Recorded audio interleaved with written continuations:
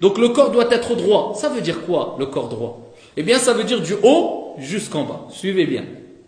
Du haut jusqu'en bas, jusqu'au pied.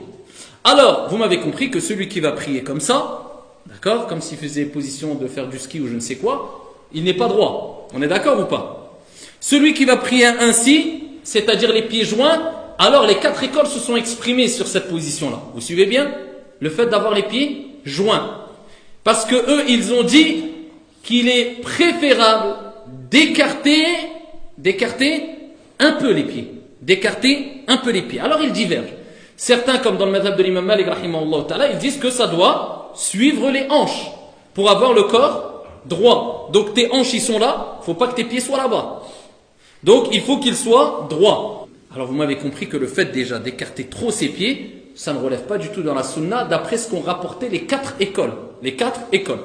Alors, maintenant si on applique ça et on a compris ce que je viens de dire là, à ce moment-là, on va comprendre qu'il va être difficile de suivre un peu la compréhension de certains, surtout dans la prière en groupe, lorsqu'ils veulent absolument coller les pieds. Parce que automatiquement, si on veut appliquer le fait de coller les pieds, on va être obligé de quoi? D'écarter. En tout cas, de dépasser ce qui a été recommandé par les 4 écoles. Déjà, ça pose problème. Et s'ils n'ont pas parlé de cet écartement exagéré, c'est que ce n'était pas connu à la base chez eux. À la base, tout le monde priait, même c'était plus le problème, le fait de prier avec les pieds collés. C'était ça plus le problème. Maintenant, nous, c'est l'inverse.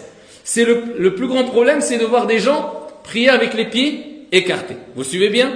Alors, certains ont utilisé des hadiths et ils ont dit que le prophète sallallahu alayhi wa sallam est dans des athars, comme dans le athar de Anas, il est recommandé de quoi? D'aligner les rangs, certes.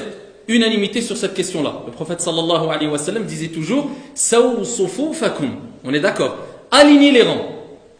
Et ici, il y a des athars où il est rapporté qu'il fallait coller. Coller les quoi? Les chevilles. Alors il faut savoir que les 4 écoles, ils n'ont pas apporté certaines paroles concernant cette question-là comme ont apporté les savants contemporains.